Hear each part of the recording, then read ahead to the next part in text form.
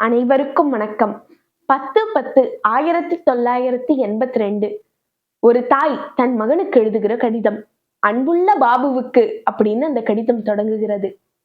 நாங்கெல்லாம் இங்க நல்லா இருக்கோம். நீ நல்லா இருக்கியாப்பா? இங்க இருக்கிற சூழ்நிலையில உனக்கு அடிக்கடி கடிதம் எழுத முடியல. ரொம்ப நாள் கழிச்சு இந்த கடிதத்தை எழுதுறேன். நேத்திக்கு அக்காவும் மாமாவும் வீட்டுக்கு வந்திருந்தாங்க. மாப்பிள்ளை நல்லவர் தான். ஆனா சொந்தமா ஒரு பட்டறை தொடங்கணும்னு ஆசைப்படுறாரு. அதுக்கு 1,00,000 ரூபாய் கேக்குறாரு. நான் உன்கிட்ட கேட்டு சொல்றேன்னு சொல்லியிருக்கேன். தங்கச்சியும் பிஎஸ்சி படிப்பை முடிக்க போறா. ஒரு நல்ல வரனா வந்துச்சுன்னா அவளுக்கும் கல்யாணத்தை முடிச்சிடலான்னு பார்த்துட்டு இருக்கோம். அப்பாவுக்கு எப்பவும் வர நெஞ்சு வலிதான். மாத்திரை கொடுத்து சரி பண்ணி வச்சிருக்கேன். இதையெல்லாம் தாண்டி வர கேள்வி உன் கல்யாணம் தான். யாருக்கும் தெரியாம 15 பவுனு நம்ம வீட்டு ட்ரங்க் பெட்டியில மறைச்சு வச்சிருக்கேன். அது என் மருமகளுக்கு மட்டும்தான்.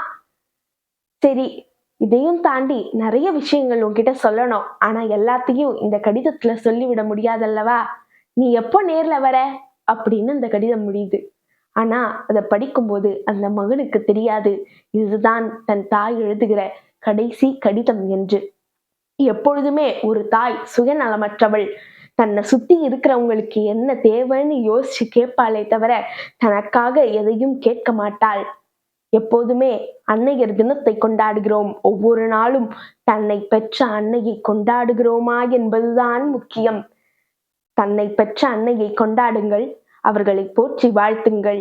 அனைவருக்கும் அன்னையர் தின நல்வாழ்த்துக்கள். நன்றி, வணக்கம். Like, share, subscribe